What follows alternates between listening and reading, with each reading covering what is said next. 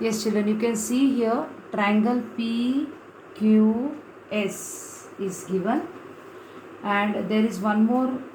One more segment which is joining the points P and R. From P we have one more thing, children. So as such, if you look carefully in the picture, we are having three triangles. Which are the three triangles? The smaller triangle PQR, the shaded, the striped triangle PRS, and the bigger triangle PQS. I hope it is clear. I hope it is clear, children. In this picture, total we have three triangles. The smaller triangle PQR, the striped triangle PRS, and the bigger triangle PQS. In the smaller triangle PQR, it is given side PQ congruent to side PR. So let us write down that first. Now, in triangle, the smaller triangle PQR, segment PR congruent to segment PQ, and this is given to us in the question. Okay, now which is the angle opposite to side PR, segment PR? Which is the side which is opposite? Since the two sides are congruent, we can say that angle Q is the base angles. Angle Q is congruent to angle PRQ. We can say the base angles are equal. So this is by isosceles triangle theorem. Now children, look carefully. If I take this striped triangle, this angle becomes the exterior angle. This angle becomes the exterior angle. Which triangle am I talking about? I am talking about the striped triangle. Which is the striped triangle? Triangle PRS. Let me write down angle PRQ is the exterior angle of triangle PRS. And what is exterior angle property? Angle PRQ,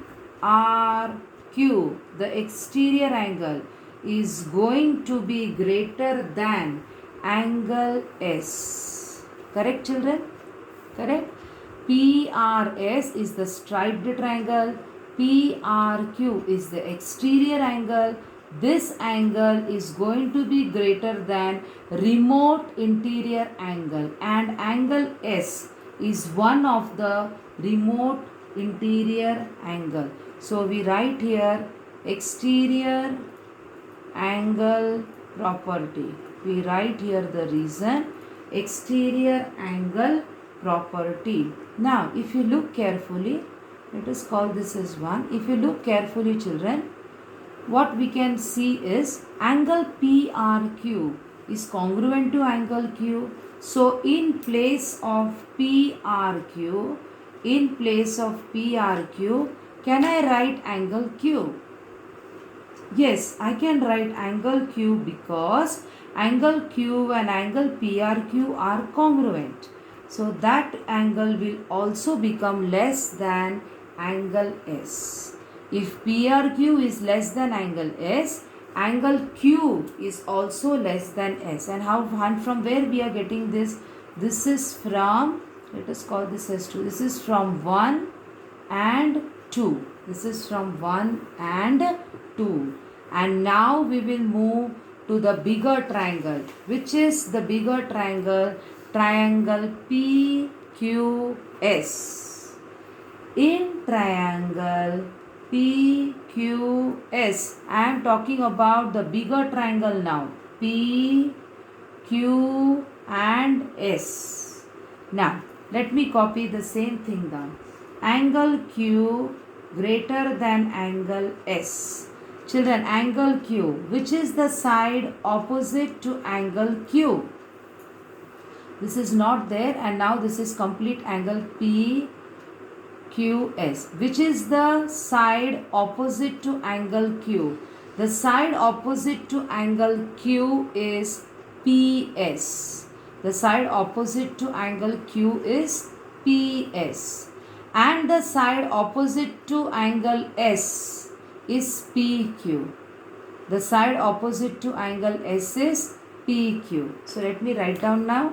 Side opposite to angle Q is PS, segment PS, and the side opposite to angle S is PQ, segment PQ. Correct? And what is the reason? Side. Here the reason is side, not here children, here. Side opposite to greater angle is greater. Greater angle is greater. Therefore, segment PS greater than segment PQ. And this is what we require. Correct children? And towards the end, what do we write? We write it as hence proved. Now going to the next question. That is question 8. Children, what is given here? Triangle ABC is given to us.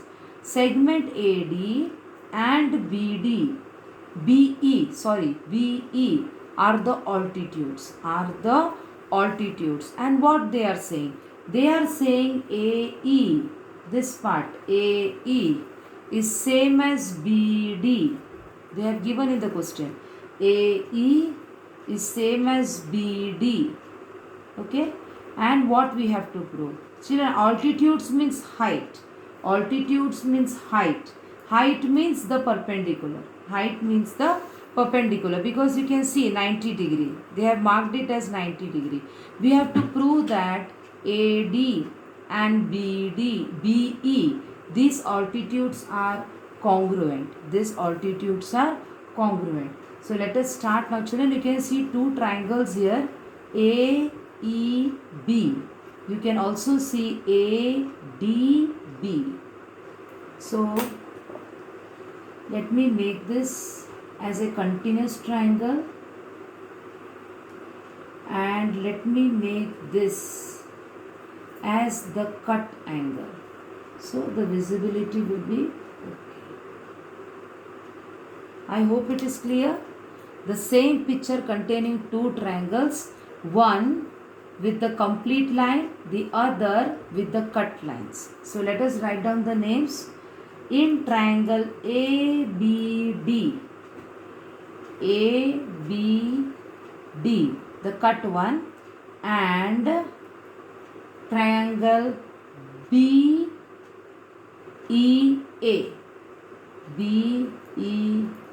Now what we can write? Segment BD congruent to segment AE. And this is given to us in the question. Angle ADB, this right angle, is congruent to angle AEB. Why children? Each is 90 degree. And children, if you look carefully children, this is continuous. Children, if you look carefully, there is one side where we are having line also and where we are having cuts also. Children, if you look at these two triangles, the cut triangle and the complete line, children, this side AB contains the cut part and it also contains the continuous part. Not only that, when you look at the name of the triangle, children, you have here AB and here also you have AB, which shows that segment AB congruent to segment AB, which is the common side. Okay, therefore triangle ABD congruent to triangle BEA. We have a right angle here. We also have the hypotenuse, and this hypotenuse is common here. And along with that we also have one side which is congruent. So which test it is, children? It is by hypotenuse side test. The two triangles are congruent by hypotenuse side test. Therefore we can say segment AD congruent to segment BE by what is the reason for this? Corresponding sides of congruent triangles, and towards the end we write it as hence proved. We write it as hence proved. Okay.